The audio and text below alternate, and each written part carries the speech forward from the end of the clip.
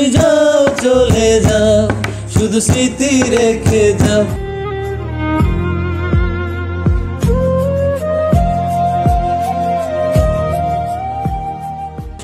অবশেষে ২৯ বছর পর হেনার দেখা পেলেন অভিনেতা বাপ্পারাজ। একই দেশে থেকেও অনেকদিন দেখা হচ্ছিল না জনপ্রিয় এই দুই তারকার। তবে সম্প্রতি চাচা হেনা কোথায় ডায়লগ নতুন করে ভাইরাল হলেই তারা একটা গেট টুগেদারের উদ্যোগ নেন। যেই কথা সেই কাজ। গত ২৯ ফেব্রুয়ারি টাঙ্গাইলে নাইম শাবনাজের ফার্ম হাউসে পিকনিকের আয়োজন করা হয়। সেখানেই হেনার দেখা পান বাপ্পারাজ। তবে সেই হেনা এখন অভিনেতা নাইমের ঘরণী। তাদের ৩২ বছরের সংসারে রয়েছে দুটি কন্যা সন্তানও।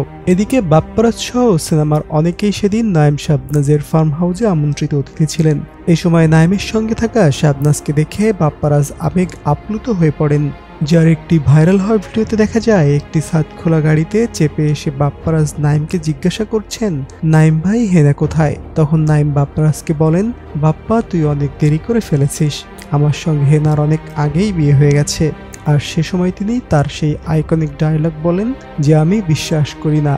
আর এই দৃশ্য যখন চলমান তখন সেই বিখ্যাত গান প্রেমের সমাধি ছেড়ে পাখি যায় উড়ে যায় গানটি গান আমন্ত্রিত অতিথিরা। এ সময় বাপ্পারাজ ও শাবনাজকে দেখা যায় কুশল বিনিময় করতে। দুজনেই আনন্দে অশ্রুসজল হয়ে যান। এরপর তারা হাসি আড্ডায় হারিয়ে যান ভিন্ন জগতে। উল্লেখ্য ১৯৯৬ সালে সালমান শাহর মৃত্যুর বছরই মুক্তি পায় আলোড়ন ফেলে দেওয়া সিনেমা প্রেমের সমাধি। সেই সিনেমাতে বাপ্পারাজ বকুল আর শাবনাজ হেনার চরিত্রে অভিনয় করেন। সিনেমার গল্পে দেখা যায় হেনা ও বকুলের ছোটবেলা থেকেই প্রেমের সম্পর্ক। তবে হেনা বড় হয়ে একটা সময় অন্ধ হয়ে যায় আর তার অন্ধ চোখ ভালো করতে শহরে নিজের কিডনি বিক্রি করতে যান অভিনেতা বাপ্পারাজ মানে বকুল। কিন্তু ফিরে এসে দেখেন হেনার বাড়িঘর সাজানো। তখন তিনি হেনার বাবাকে জিজ্ঞেস করেন, চাচা হেনা কোথায়? হেনার বিয়ে হয়ে গেছে। আমি বিশ্বাস করি না, আমি বিশ্বাস করি